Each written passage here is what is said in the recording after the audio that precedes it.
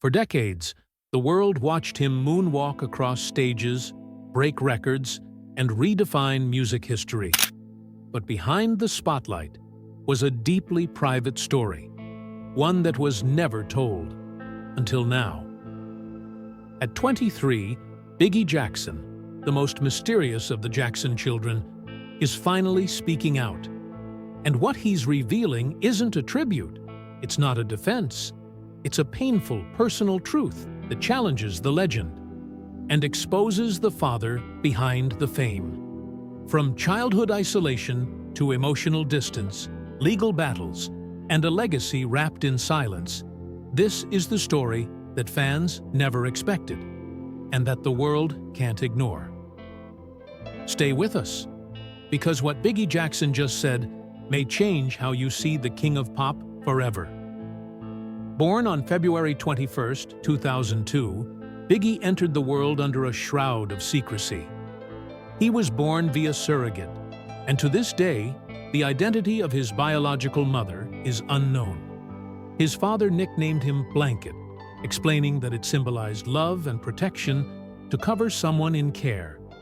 But to the world, it was strange, even laughable, and soon, that nickname would take on a darker meaning. In November 2002, the world witnessed one of the most infamous moments in celebrity history. Standing on the balcony of the Adlon Hotel in Berlin, Michael Jackson held his infant son, face covered by a towel, over the edge, showing him briefly to the crowd below. It lasted seconds, but the fallout was enormous. The media exploded. Child Protective Services got involved, and suddenly, Blanket Jackson became a global name before he could speak his first sentence. Inside the gates of Neverland Ranch, Bigi grew up in a world unlike any other. There were zoos, amusement park rides, movie theaters, all built by Michael to give his kids a childhood he never had. They were homeschooled, protected, and largely hidden from public view. But even in this paradise, there were cracks. Michael was often absent, pulled away by tours, rehearsals, lawsuits, and fame. And so, the job of raising Bigi fell to nannies, bodyguards, and tutors. The one constant in Bigi's life? His siblings, Prince and Paris. Together, they formed a tight bond, their connection forged not by privilege, but by shared isolation. In the bubble of Neverland, they weren't just siblings. They were each other's everything. But then, in June 2009, everything changed. Michael Jackson was gone. At just 7 years old, Bigi lost his father, and the world lost a legend. During the public memorial at the Staples Center, it was Paris who spoke. Tearfully, she told the crowd, "Daddy has been the best father you could ever imagine." Beside her, Bigi stood silently. The cameras captured his blank expression, but no one could see the storm inside. The grief, the questions, the aching confusion. He moved to Calabasas, California, to live with his grandmother, Catherine Jackson. The world slowed down. He found stability, structure, and a more ordinary life. But the absence of Michael remained like a shadow he couldn't shake. Unlike his siblings, Bigi stayed invisible. Prince and Paris began to open up.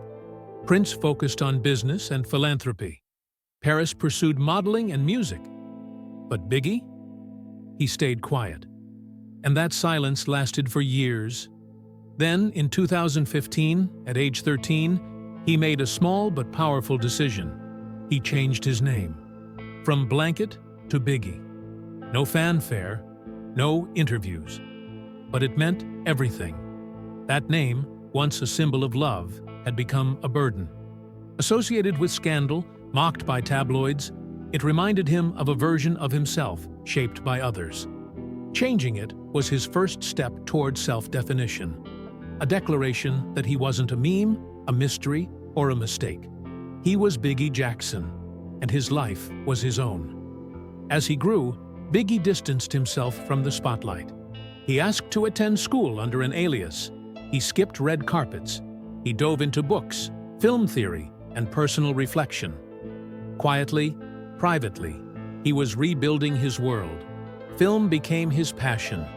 Introduced to it by his father, he immersed himself in cinema, not just as a fan, but as a student.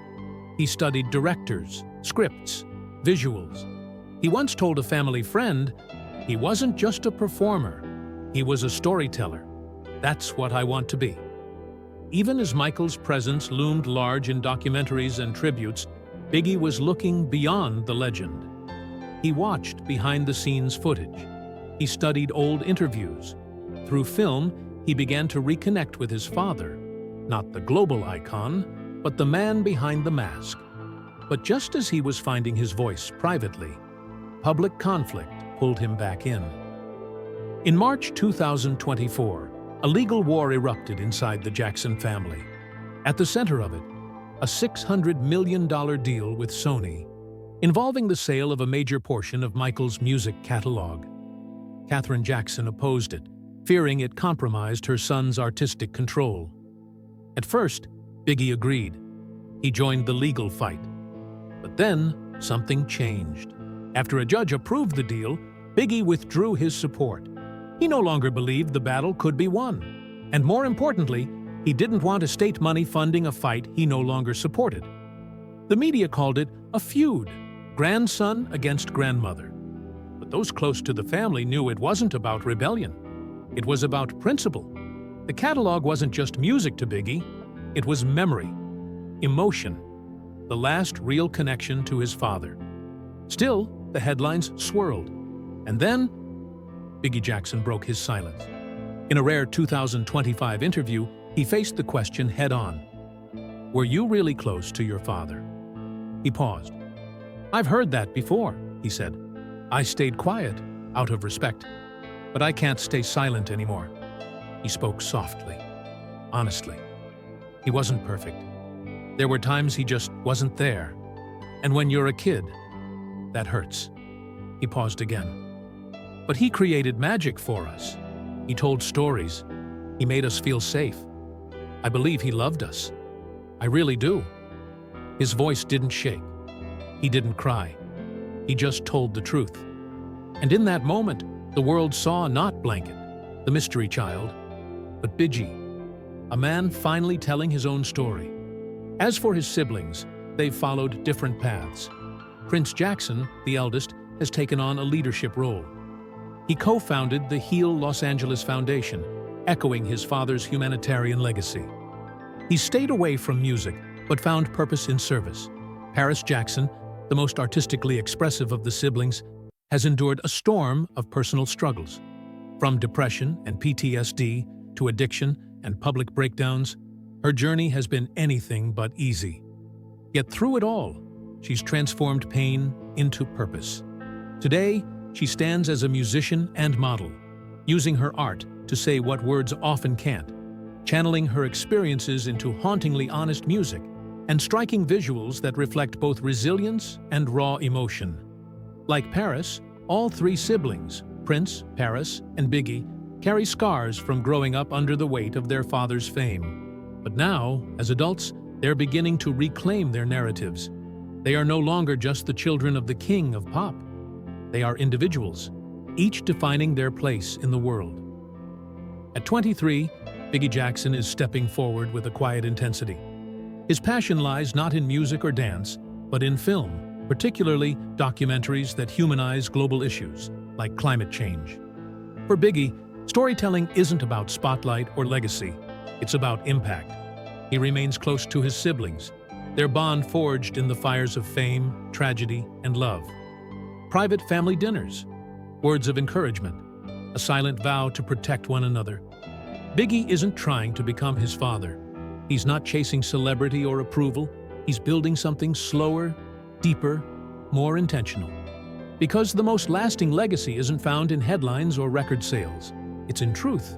And after years of silence, Bigi Jackson is finally ready to share his.